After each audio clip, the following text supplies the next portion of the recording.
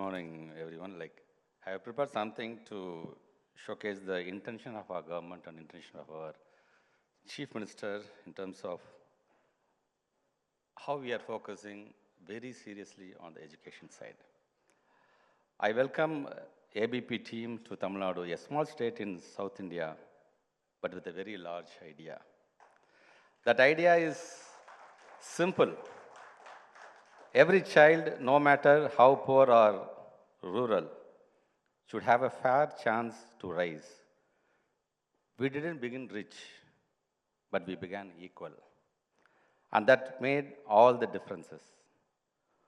While many parts of India debated religion or language, Tamil Nadu quietly built schools, hospitals, and public services that touched every family. So when we speak of progress, it's not about charity, it's about dignity. We didn't give things to people. We gave power to people, the power to learn, to work, to think freely. Our model is not only economic, it's moral. It asks, what is a good society? Is it one with billionaires and temple of glasses? Or one where a farmer's daughter can become a scientist? Tamil Nadu's answer is very clear.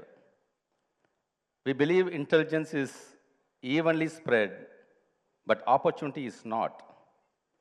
So the job of the state is not to rule from the above, but to open the doors. That's what we call Dravidian democracy.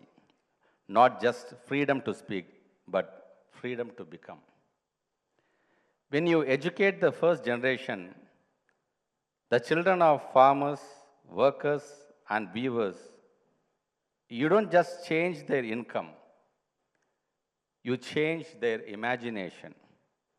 Education in Tamil Nadu was never only about jobs, it was about justice, breaking old hierarchies, giving new voices, creating a new kind of citizen.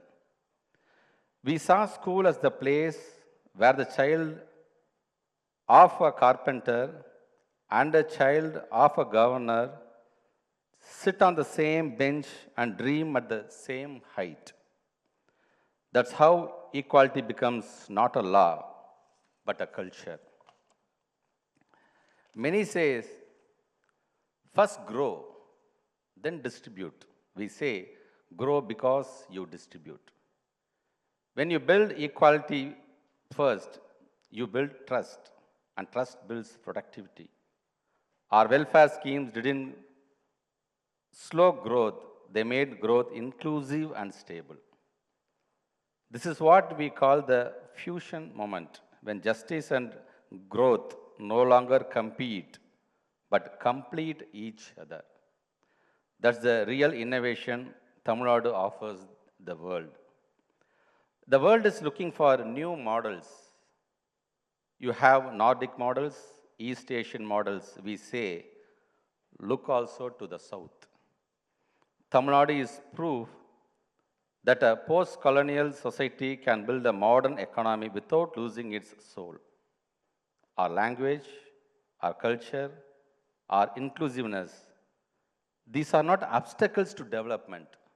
They are the foundation of it. We are showing that democracy can be efficient, secularism can be compassionate, and equality can be economically smart. That is our quiet revolution, and it's still going on. In Tamil, we say, Aram seyya virumbu, desire to do good. That is our civilizational code. It built our state, and it can inspire the world. Thank you. Ladies and gentlemen, he is not only a minister, he is also an ardent student. Recently, he has submitted his thesis as a research scholar, PhD scholar.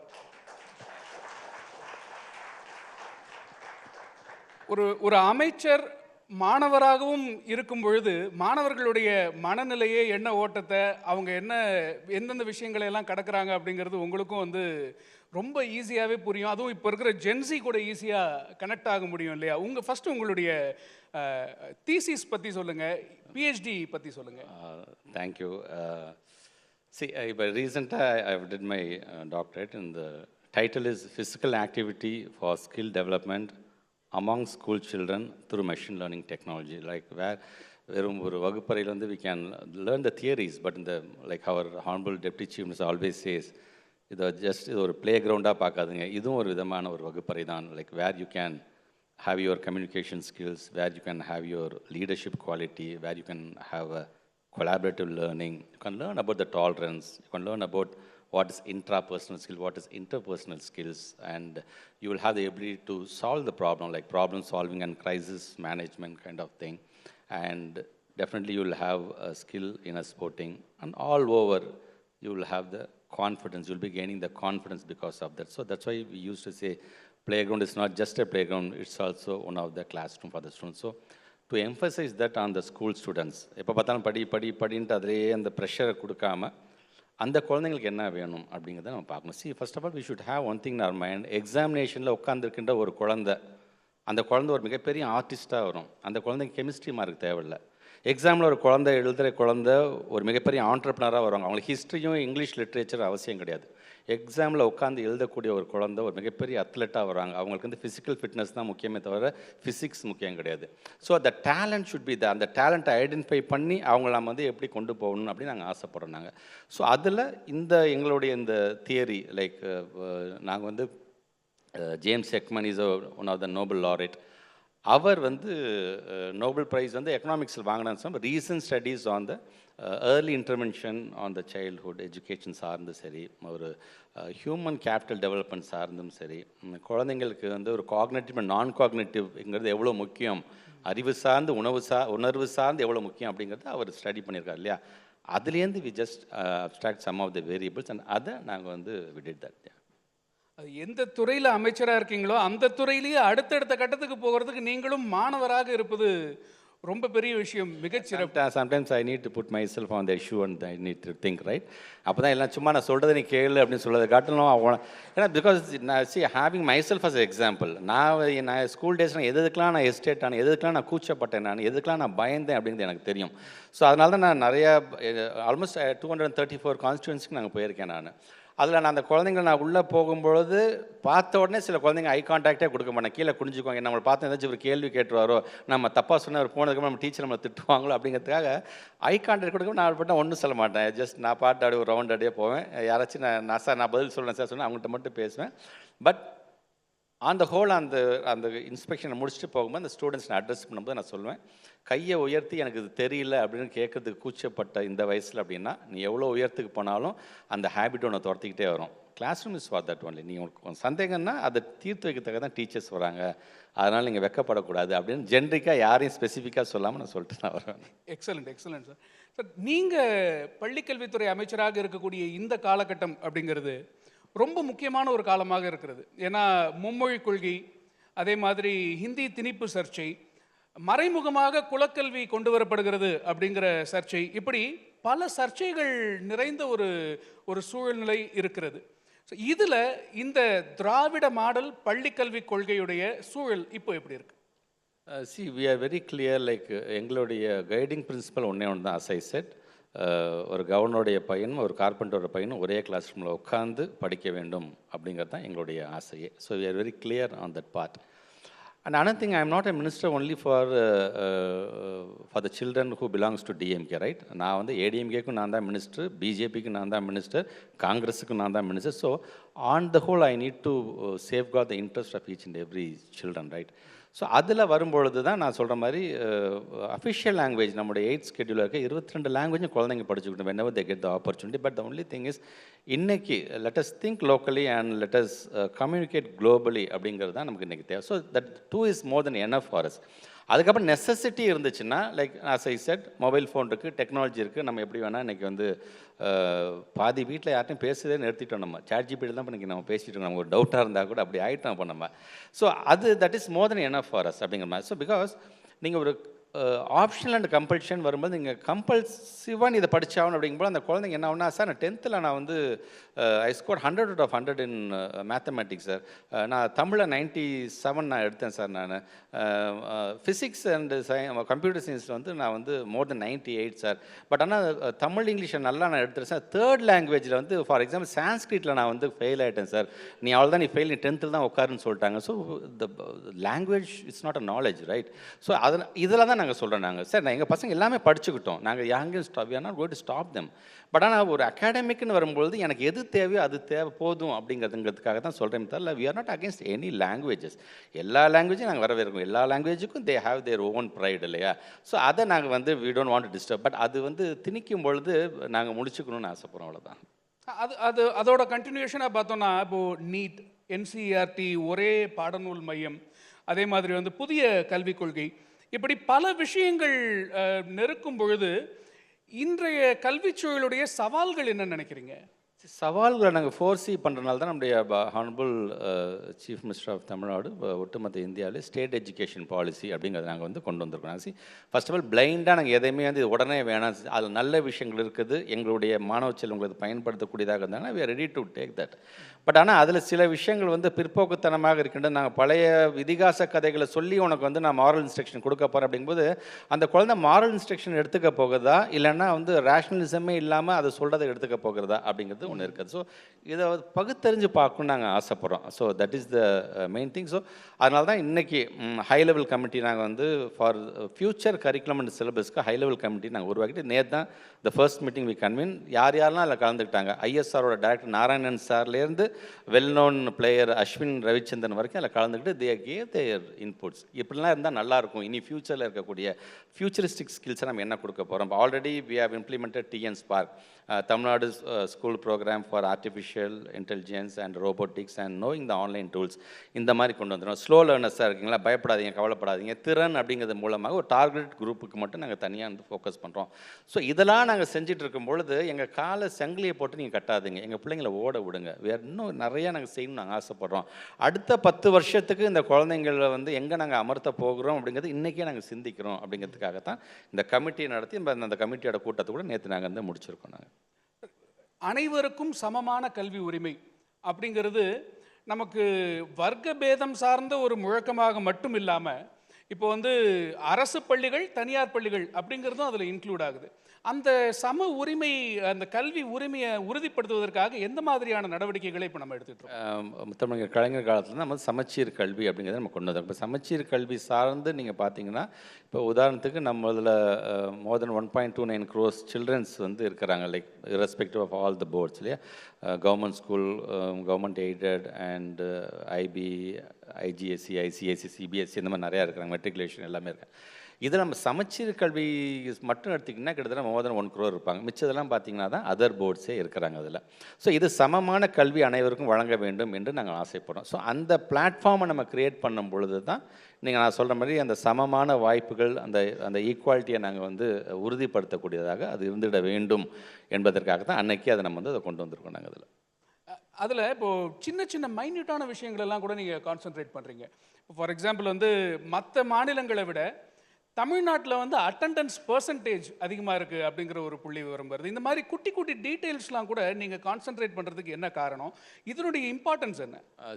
இன்றைக்கி வந்து குழந்தைங்களை உள்ளே கொண்டு வரணும். First of all நம்ம வந்து ஆக்சஸை பற்றி பேசுகிறோம், ஈக்விட்டியை பற்றி பேசுகிறோம், இன்ஃப்ராஸ்ட்ரக்சரை பற்றி நம்ம பேசுகிறோம். நம்ம ஸோ இதெல்லாம் வரும்பொழுது ஃபஸ்ட்டு ஆக்சஸ், முதல்ல எங்கள் குழந்தைங்கள முதல்ல நான் ஸ்கூலுக்கு நான் உள்ளே கொண்டு வந்துடுறேன். நான் கொண்டு வரதுக்கு எதெல்லாம் வந்து ஹேர்டலாக இருக்குது, எதெல்லாம் பேரியர் நான் ஐ need to break the barriers அப்படின்னு பார்த்தீங்கன்னா, ஒன்று டிஸ்டன்ஸ்.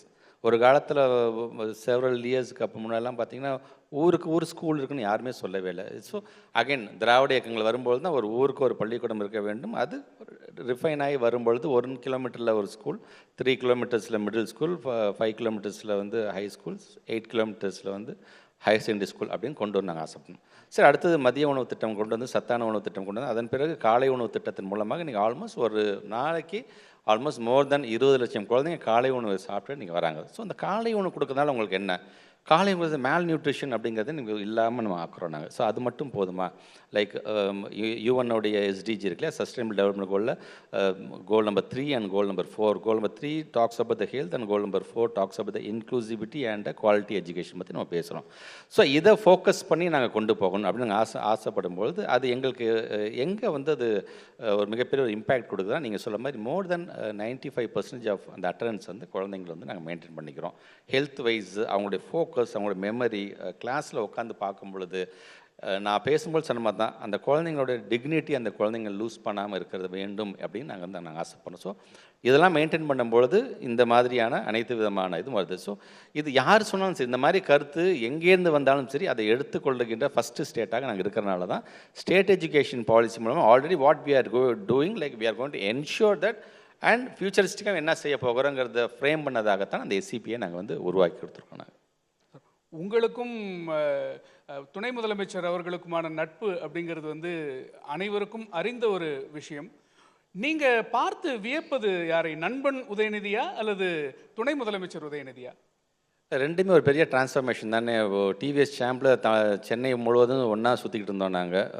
இன்றைக்கி வந்து ஒரு முதலமைச்சராக துணை முதலமைச்சராக இன்றைக்கி அவர் வந்து அதே சென்னை மாவட்டம் முழுவதும் மழை பெஞ்சிச்சுன்னா எங்கேயும் தண்ணி நிற்க கூட அவர் இன்றைக்கி சுற்றிக்கிட்டு இருக்கார். ரெண்டுமே எனக்கு மிகப்பெரிய ஒரு இதாக தான் நான் அதை பார்க்குறேன். நான் அவர் பேசும்பொழுது ஒரு முறை சொன்னார், எனக்கு தெரிஞ்ச விஷயங்கள் அன்பில் மகேஷுக்கு தெரியும், அவருக்கு தெரிஞ்ச விஷயங்கள் எனக்கு தெரியும், ஆனால் எங்கள் 2 பேருக்கும் தெரிஞ்ச விஷயம் யாருக்குமே தெரியாது அப்படின்னு ஒரு விஷயத்த சொன்னார். அப்படி உங்கள் 2 பேருக்கு மட்டுமே தெரிஞ்ச ஏதாவது ஒரு 2 விஷயம் எங்களுக்கு சொல்லுங்களேன். இல்லை, இது எல்லா நட்பு வட்டாரத்துக்கு இருக்கிறது தானே. எல்லாருமே அவங்க ஃப்ரெண்ட்ஸ்குள்ளே இருக்கிறது எப்படி வெளில சொல்லிக்க முடியுமா? அப்படி சொல்லாமல் இருக்கிறனால தான் அவங்க பெஸ்ட்டு ஃப்ரெண்ட்ஸாக இருக்கிறாங்க.